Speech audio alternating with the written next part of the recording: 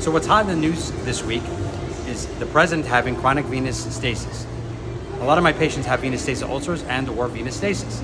Let's talk about this so I can help you and your loved one. I'm Bienstock. I'm a board-certified plastic and reconstructive surgeon. My expertise is wound care in the home, and today we're going to talk about venous stasis. So as you know, if you read the news or you watched it on the news, our president has been diagnosed with venous stasis. This means that the blood flow return back to the heart in the legs is impaired. So let's go over basic blood flow and vascularity. You have an arterial system that brings blood to the toes and the feet, and you have a venous system that brings it back. When you have two different types of veins in your venous system in the legs. You have a deep venous system and a superficial one. With venous stasis, you generally have improper connection and communication between the superficial and the deep system. So it's kind of like having side routes that are blocked, so you have two pathways that are not connected.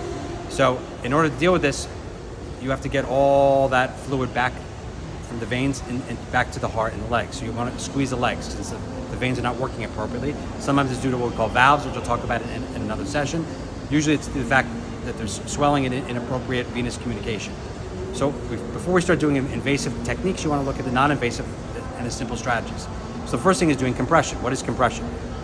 Compression means that you're squeezing the legs, you're squeezing those veins to get all that blood flow back to the deeper veins in the legs, which go back to the heart. It means it will also minimize the edema or swelling.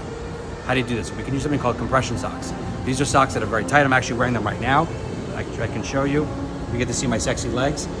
These are 15 pressure. When you have venous stasis, you can go anywhere between 15 or 20 to 30.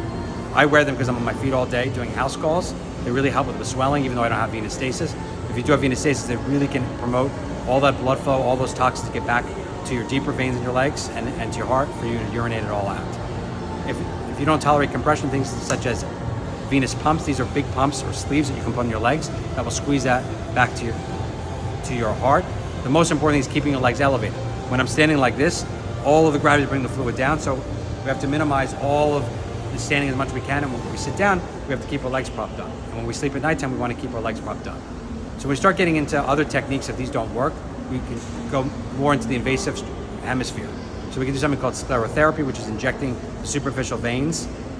We can do radiofrequency ablation of the superficial system, so the deep system takes over, and we'll get all that blood flow back.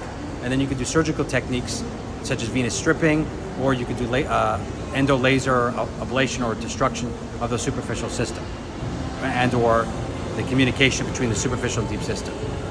If you have any questions regarding venous stasis, please let me know. Most of my patients that have venous stasis, who do not have venous stasis ulcers, really benefit from doing the compression as well as the non-invasive techniques. I've had only a few patients that have explored endovascular approaches, which is a surgical approach, when the compression and other strategies have not worked. Please subscribe to the channel when you get a chance, and I look forward to our next session. Thank you so much.